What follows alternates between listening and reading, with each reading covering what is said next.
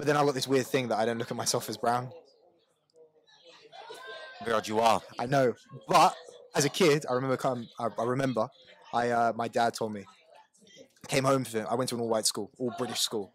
Came home one day and I looked at him and I was like, Dad, am I white? Dad, am I British?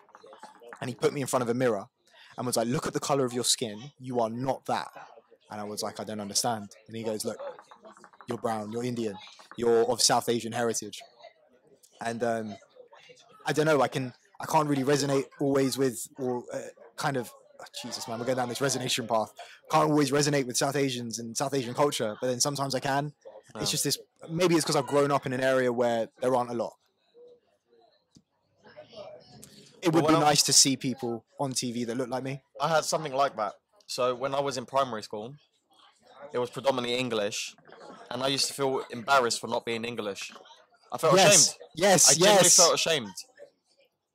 I remember once, obviously I grew facial hair a lot quicker than some of the English kids in my school. Did you just go the tash?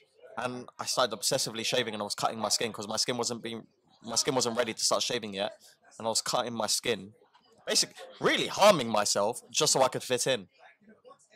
When I started growing leg hair, again, I started growing leg hair in like year 3. I started shaving them. Really? Yeah, because kids were taking the mick in PE. The girls in my class would go for my hairs. What do you mean?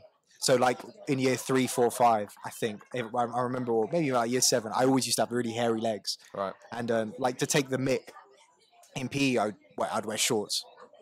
And for a long time, sorry, I'm fast forwarding, but you know, they used to grab the hairs and pull them out, and that hurts. That's so bizarre that they did that. It was like this weird game. I don't know why. I can't even remember why it started happening, but it was just one of those things. And I was like, I didn't think anything of it. I just put on trousers and then that's it. There used to be kids in my school, right, who would call me South Asian racial slurs, and I'm not even South Asian. They'd call you South Asian racial slurs? Yeah, so they'd call me the P word. I'm not going to say it, right, because it's not fitting for me to say, but they'd call me the P word. You need that YouTube AdSense. Yeah, well, they'd call me the P word.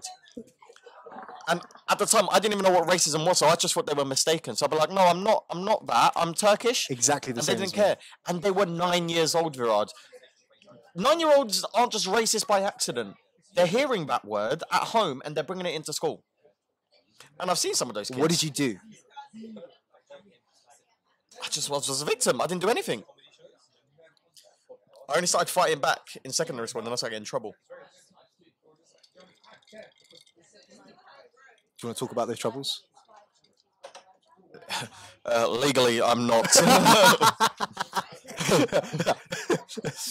Legally, I'm not obliged to talk about those troubles. Muhsin was trapping. I can't talk about those. My lawyer said no comment. Allegedly. This is all allegedly, by the way. I was allegedly expelled from school. Doesn't fit the Muhsin brand anymore. Yeah.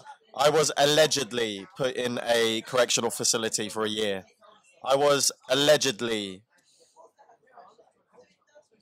a bit of a dick. You think? Actually, yeah, I was stupid. I was naive. If I could fight the world. What changed?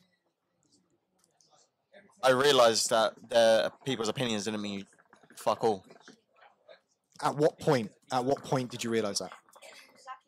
When my mum moved me to a school in Tottenham, which was predominantly Turkish, and I learned to love my culture. Yeah. Before I moved to a school that was predominantly Turkish, I was embarrassed to be Turkish because I was growing up around English people and I was taught that being Turkish was something to be embarrassed by.